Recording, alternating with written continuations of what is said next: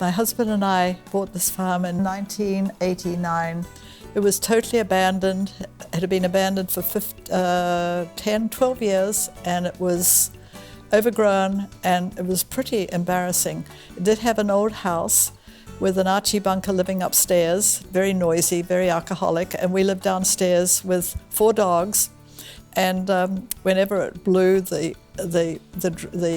windows didn't close enough and the curtains would blow. But anyway, it was a relief to find something. We'd looked at 48 places after deciding we had to leave Wayland, because Wayland became yuppie land, and we had 5 horses, and people were complaining about horses, and the trails were getting wrecked, even though they were grandfathered for horses. So we wanted to look in this area to be close enough to where my veterinarian and blacksmith were, of course. And suddenly we found this place, and the man was dying, so we were able to get it reasonably well. And it has a fairly high water table, which is great for a horse farm. But we moved into the old house with the Archie bunker upstairs and lived there until we had built the driveway and the stable, and eventually we had an apartment in the stable with 4 dogs and 1,000 square feet until we could build the house, which is actually just up the road, just up the driveway from where we are now. And unfortunately, about 3 years ago, it just got to the point, because we are actually over 80, that it was too much work. So reluctantly we had to sell it, but we still had 3 of my homebred horses and lots of cats and the dogs and so on. So we decided to keep 8.5 acres, which is where I'm sitting now on this brand new house. And it was quite a journey. The original house was somewhat like this. I just wanted something that was unusual and not predictable. And this is somewhat of a model of that. And this big room that I'm sitting in here is because I don't like cooking, and I didn't want to be away from guests when I was in the kitchen. So that's why it's so big and roomy, and it really has worked out really well. Unfortunately, this house did get a little bigger than what we needed. I needed a wider garage. I wanted a built-in tool shed, and I wanted the attached stable, which is another story. And of course, the whole place got bigger because naively, I didn't realize that if you make it bigger in the front downstairs, it gets bigger behind that, and bigger straight upstairs, and bigger behind that. After I had boarders in the old stable, and oh my goodness, talk about plowing ourselves and trying to feed 13 horses and a donkey, and trying to get out of the door to go to the stable, which was a very short distance. It got to the point where we decided when we built this house that we should have a attached stable, which I think is rather like the old-fashioned stables and homes of the early settlers. So that's why it's attached, and it's absolute dream. This past winter, which was so tough, I could just get out. I didn't have to put on boots and jacket and hat and the whole 9 yards, run out, throw the horses their grain and their hay, and run back inside. Sometimes I wasn't even properly dressed, and it was just a terrific bonus. I can't tell you how handy it's been.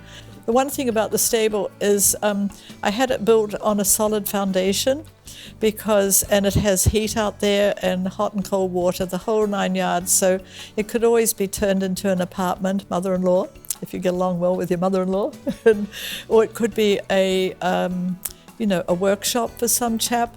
And I love it as a horse farm and as horse stalls, but it is adaptable for other purposes. I've been privileged to be with horses and grow up with horses, and my mother bred horses and showed and rode. In fact, she used to carry me in the front of the saddle when I was apparently under 2 years old and gallop everywhere. So it's a miracle I'm still alive. But I'm actually an immigrant, one of those, and when I came to America, it was a thrill to be able to buy a horse a couple of years after I'd arrived. And I went to many different stables to see people, and actually for 19 years, after I'd competed a lot here, I became a judge and judged all over New England. And every time I go to somewhere new, I used to go into the stable and see how well it was planned and how well it was built, and all the different features that worked or didn't work. And so I think, and it may sound arrogant, that I've incorporated all of those features into this particular stable here. And it's easy because I can open the doors and put the horses straight out into an area we call Jenny Craig. It's just not grass. And then from there, they can go to 2 big fields, and there's an automatic waterer, which means they can, get water from each of the 3 locations. That took me about 3 days to design. My husband and I felt very privileged to find this land, and of course coming from Wayland and everybody was appalled at seeing what we had bought, and we worked hard and developed it all. And the nice convenience is that we're way back from the road, and there's no traffic near here. We're very close to 495.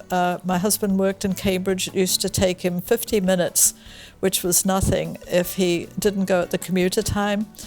And we also have on the farm, which we kept with the 8 acres, 2 very historic early barns. They're made of chestnut. I believe they're approximately 200 years old, and they are magic to see. The first one, the one closest to the driveway, was in terrible shape, and we restored it. It probably only had another year before it fell over. And it had stanchions and a big basement, which was full of snakes and water. But we've restored it completely and put the 2 stalls in it. And then the other one actually moved here about 130 years ago. It's still very old. And it has, you must see the foundation. It's just dramatic underneath. It's really amazing how people built these without any, mechanical help. And it was all bullocks and so on. And of course, apropos the barns, there's trails leading off forever. And it goes out to the pipeline, which is great riding. And if you don't want to meet the little train on the renovated train tracks, you can go along that and go down a bank, which is not too bad, and gallop around one of the lakes in Hopedale. And you can just ride forever on the pipeline. And it's a great area. It's very, very quiet. People are very friendly, and what more can I say? We lucked out here.